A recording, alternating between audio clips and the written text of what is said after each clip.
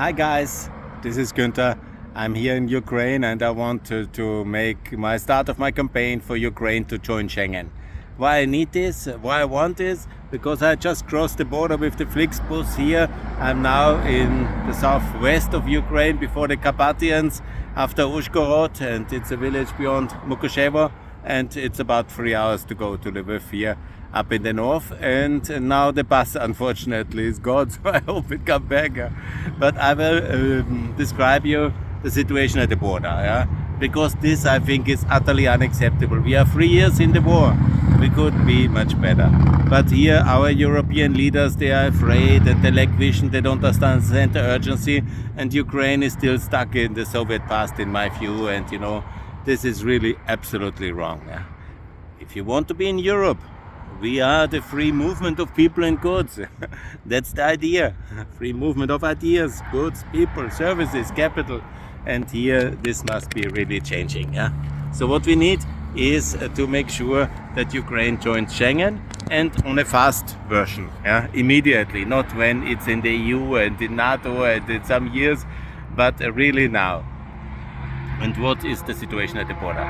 First of all, you have to wait when you come in the night with the bus. You have to wait quite a long time until the Slovaks let you out, because they want you first to have with the luggage out of the bus. They check you twice. They want to see your luggage by leaving the EU. And what's that? And then the Ukrainian military police makes a head check, and then they make the customs check and the police check. How often you want to be checked with my dirty laundry and my things for a few weeks? No, I'm not just staying for 3 days, But, this is totally ridiculous, In the Balkans, we have settled that much easier with this joint double checkpoints. And in fact, we can do it immediately. We are at war. Don't you understand? It's about €1 trillion, 3 trillions, 4 trillions, what the whole thing costs, Million of people dead or kaput, And this is the reality of 3 years of war.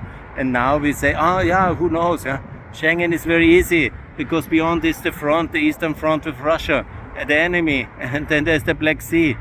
There's no air traffic anyhow into Ukraine, no civil air traffic. So you have just these land borders towards Romania, Slovakia, Hungary, Poland, And okay, you have Moldova and Transnistria, and everything is complicated, and Belarus. I never said to open the border to Belarus or to the Russians, but to the Ukrainians, who are depending on our money and supplies, and we on their defense capacity. It's a partnership with life and death. The Americans are crazy now. So we don't put them in Schengen. The same is true for the euro. We put trillions into Ukraine in the future. What will it cost? And then we don't give the euro when it's much firmer fundament of economic victory and economic reconstruction and integration of Ukraine. Obviously, we should do that. We simply have to get a grip and think harder and better. Of course, NATO membership we cannot do without the Americans, but EU membership obviously we can do. Replace Ukraine by... kick the Hungarians out if necessary. But get Ukraine in. This is the logic. This we need to do. And this is what I will promote. Thanks a lot. More to come from Pax Europiana back in Ukraine. On the way to Lviv, and the bus is coming. Bye guys.